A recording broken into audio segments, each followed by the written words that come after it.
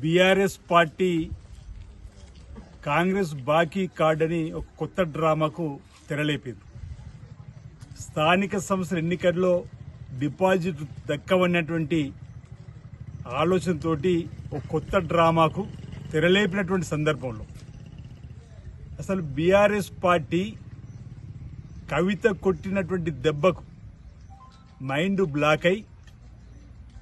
సొంతింట్లో చెల్లి కవిత వేసిన ప్రశ్నలకు జవాబు చెప్పలేకుండా కామధేను లాంటి తెలంగాణ రాష్ట్రాన్ని వట్టిపోయిన గోవులాగా తయారు చేసినటువంటి సందర్భంలో కాళేశ్వరంను కామధేనుగా మార్చుకోవడము, ఏటీఎంగా మార్చుకోవడము మా మాటల్లో కాదు, మీ సొంత చెల్లి కవిత మాటల్లో సంతోష్రావు ఇంట్లో హరీష్ రావు ఇంట్లో బంగారు ఉంటే తెలంగాణ బంగారమయమైందా అని చెప్పనే మాట అంటే దాని అర్థం ఈరోజు